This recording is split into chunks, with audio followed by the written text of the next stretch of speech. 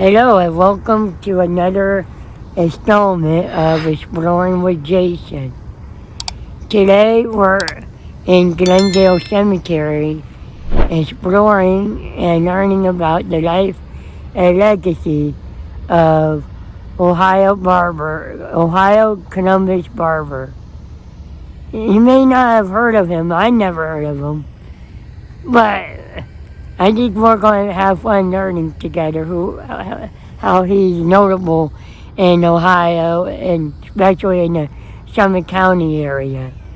So without further ado, let's get going and let's explore together as we learn the life and legacy of Ohio Columbus Barber. Ohio Columbus Barber, or they better known as OC, was born the second son of George and Eliza Barber on April 20th, 1841 in Middlebury, a small village later annexed by Akron. His father made matches by hand, and which his son sold door to door. Ohio, or OC, received a common school education, and by the age of 15, he began working with his father. At age 16, Ohio, or OC, became the company salesman. At the age of 20, he was a partner in business, and by 21 years old, he was a general manager.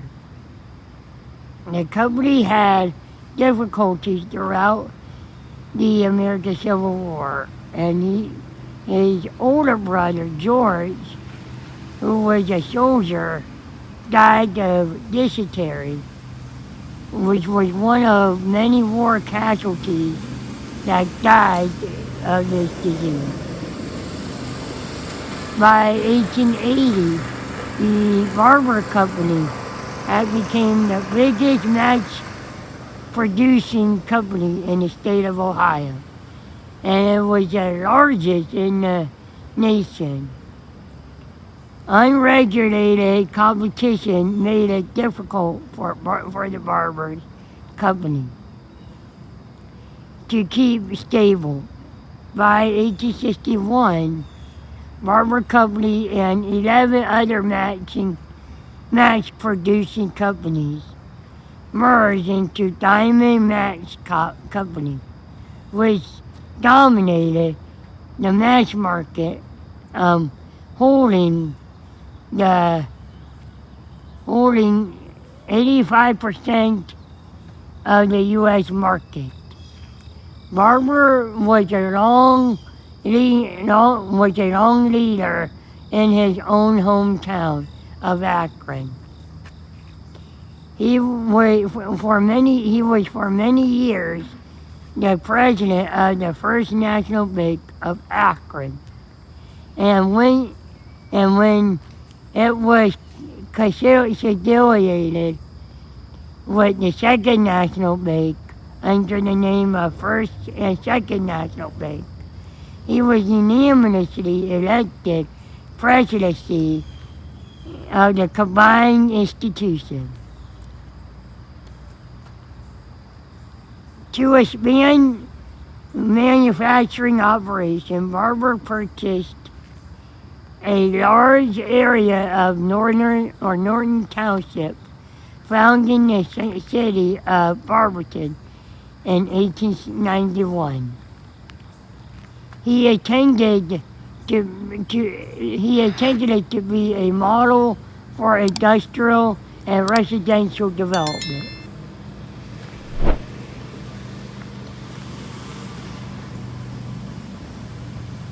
Barber developed his early stages through the Barberton Land and Improvement Company.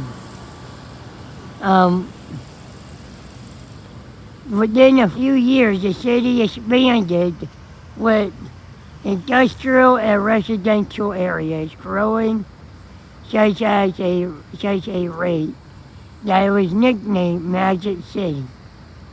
It would attract many new immigrants to its industrial job. In 1894, Barber moved his matchmaking plant from Akron to Barberton, which helped the city's economy. The factory produced over 250 million matches each day. In 1899, Barber founded and organized the American Straw Board Company. He was one of the early manufacturers of the rubber production or products, and organized and managed the Diamond Rubber Company up to the time of its acquisition by the B.F. Goodrich Company.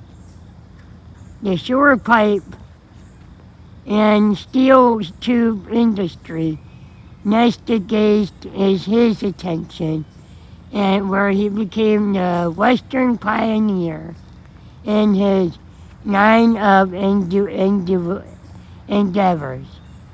He founded the Sterling Boiler Company, which was merged with the Babcock and Wilcott Boiler Manufacturing Company, Barberton and Bayonne, New Jersey.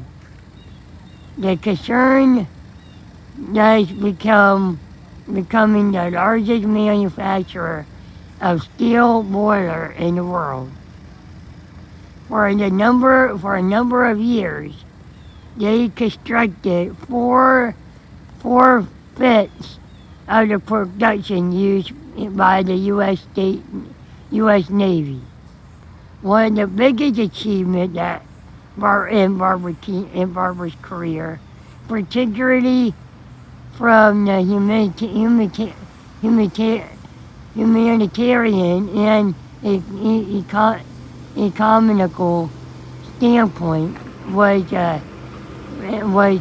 establishment with Frederick Grinnell and others of the General Fire Extinguisher Company. Barber was the founder and the sole owner of O.C. Barber Concrete Company, whose plants at Barberton was said to be one of the largest of its kind in the world. It also made artworks in the concrete. He orchestrated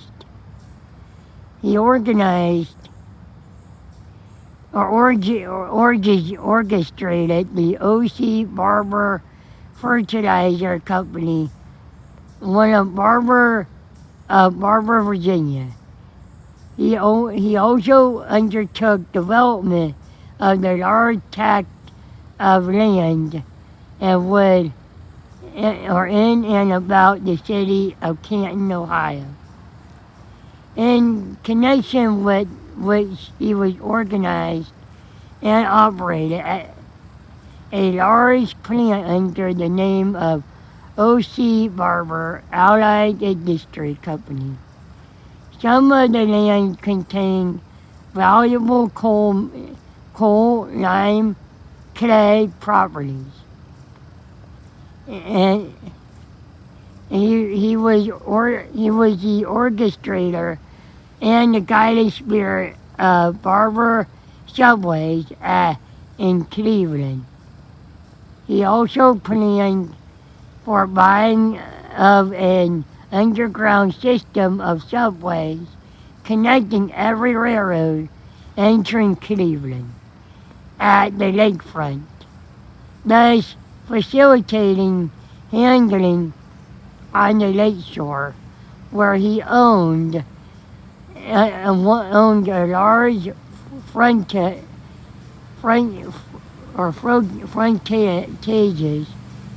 In 1905, he began his last project to create a scientific farm where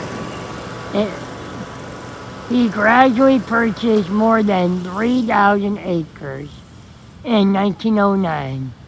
Barber used his wealth to commission and construct of a 3-story, 52-room mansion in Barberton, where it was completed in 18 months. It stood over 300 feet long. The mansion was designed in the French Renaissance revival style by the Akron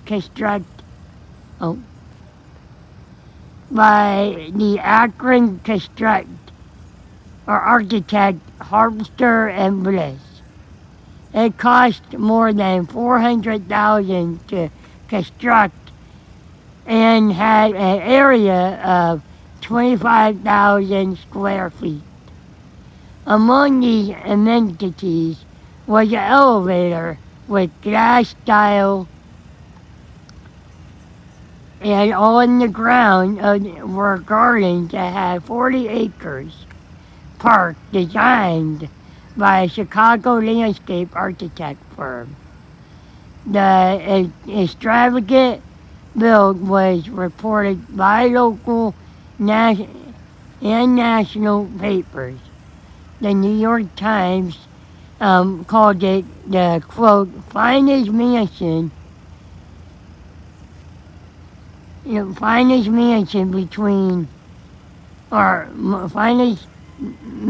between New York and Chicago, end quote.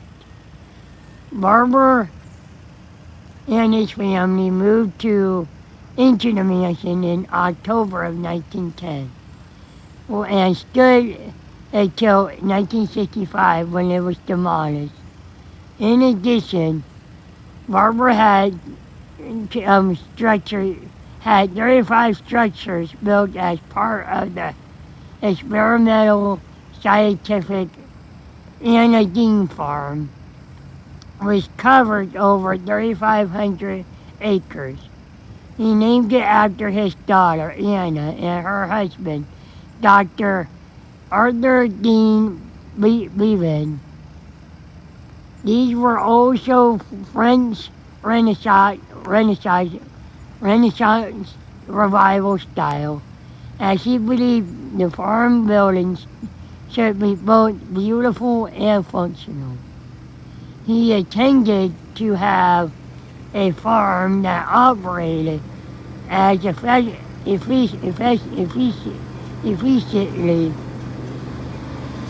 as an industry. For education, he opened the grounds to the public weekly on Sundays.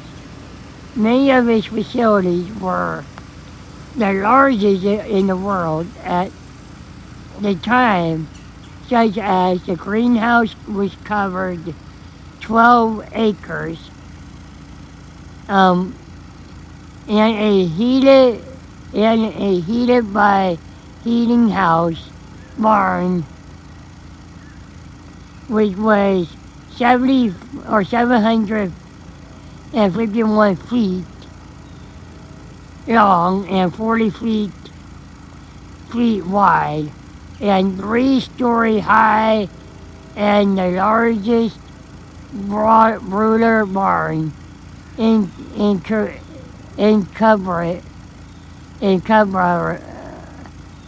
incubator. He raised 50,000 chickens, which were allowed free range, quote unquote.